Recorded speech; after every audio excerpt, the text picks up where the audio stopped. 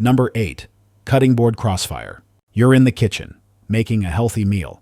You chop up some raw chicken for the main course, give the cutting board a quick rinse, and then move on to dicing tomatoes and lettuce for a fresh, crisp salad. You feel like a model of health and responsibility. In reality, you may have just set yourself up for a classic case of culinary crossfire, turning your healthy salad into a bacterial grenade. Those plastic or wooden cutting boards you use are covered in tiny grooves and scratches from your knife when you cut raw meat, especially chicken. Bacteria like Salmonella and Campylobacter get smeared all over the board and take shelter in those microscopic canyons. A quick rinse with water does absolutely nothing to them. They just hunker down in their little knife-carved trenches, waiting for their next ride. Then, you place a nice fresh tomato on that same board and start slicing.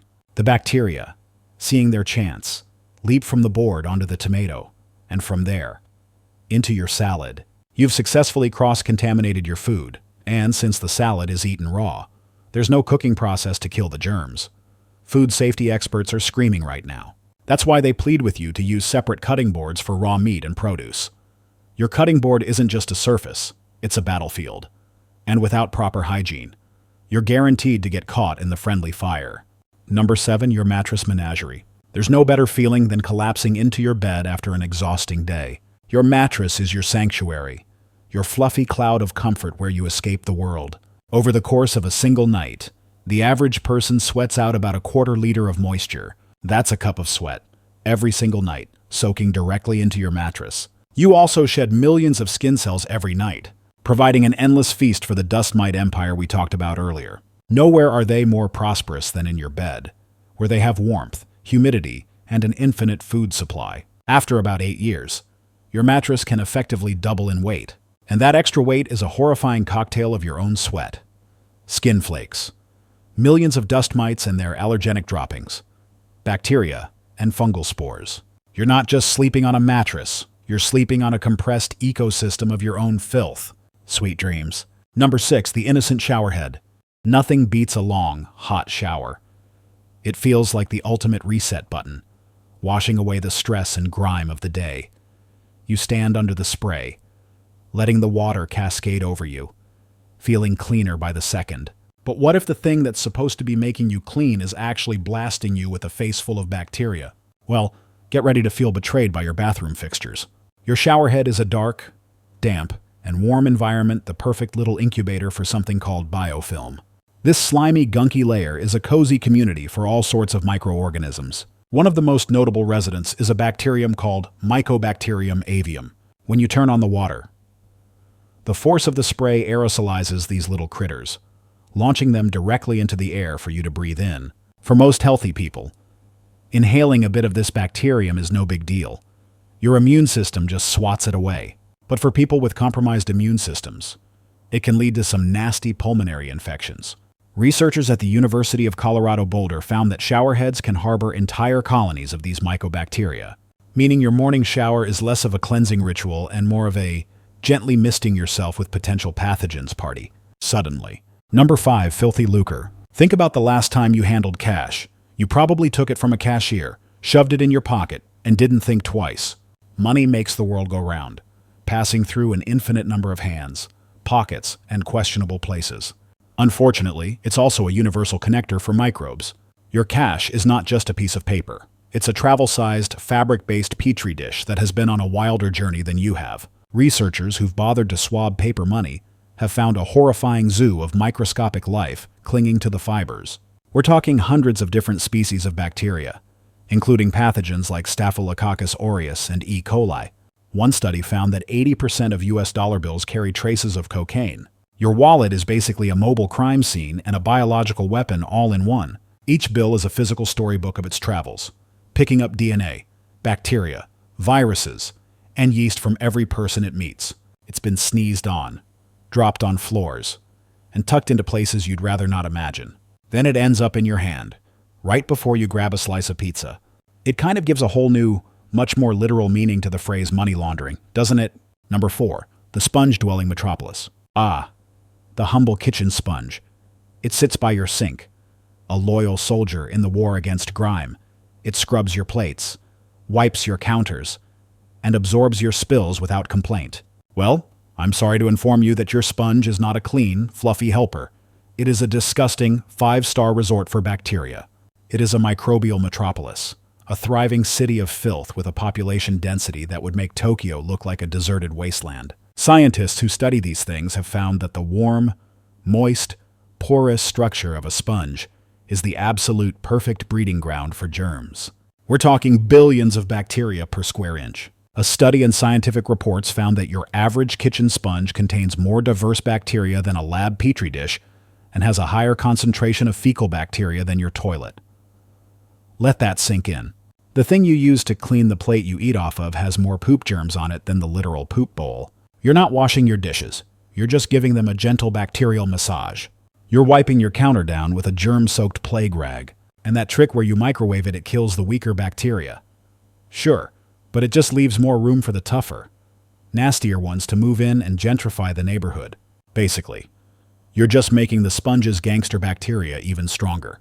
The only real way to deal with it is to replace it. Like, weekly.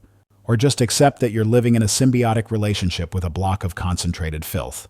Number 3. Your slippery skillet. There is no greater feeling of culinary victory than sliding a perfect, unbroken fried egg from a non-stick pan directly onto your plate.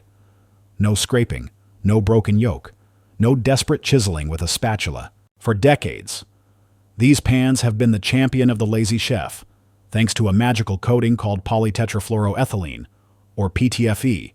You probably know it by its celebrity stage name Teflon. But that slickness comes with a dark side for years. The manufacturing of Teflon involved a chemical called PFOA, a substance now infamous as a forever chemical because it basically never breaks down in the environment or in your body. But even modern, PFOA-free pans have a dirty little secret. If you overheat them, we're talking above 500 degrees F or 260 degrees C, which is easier to do than you think, especially if you preheat an empty pan. That miracle coating starts to break down.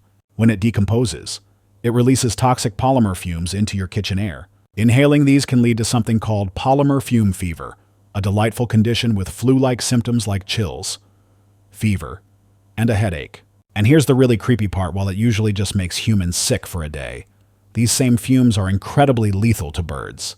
Pet birds like canaries and parrots can die within minutes of exposure, acting as a tiny, feathered smoke alarm that you really don't want going off. So your trusty non-stick pan is basically a well-behaved chemical weapon, as long as you treat it right.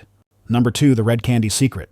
Picture this: you're enjoying a bright red lollipop, or maybe some strawberry yogurt, or even a slice of red velvet cake.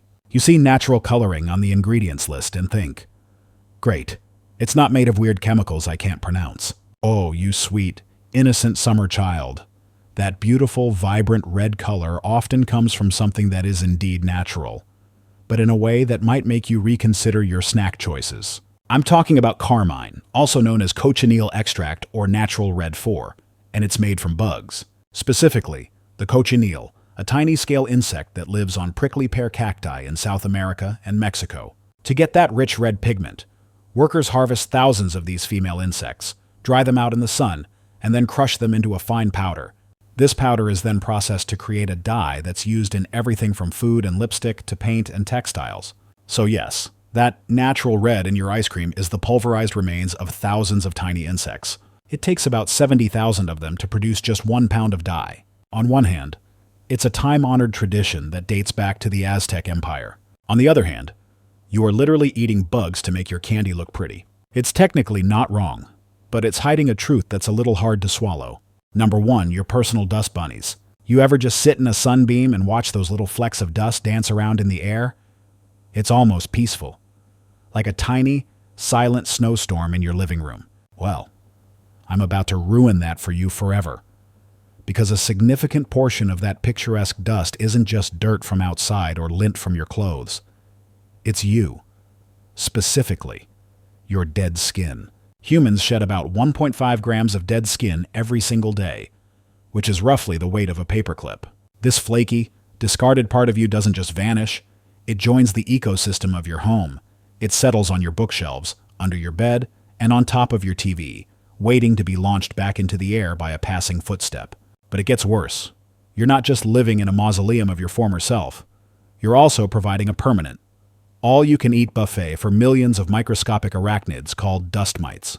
These little 8-legged horrors thrive on your dead skin flakes. They are your unseen, uninvited roommates, crawling through your carpets, your bedding, and your comfy sofa, just feasting on the organic confetti you leave in your wake.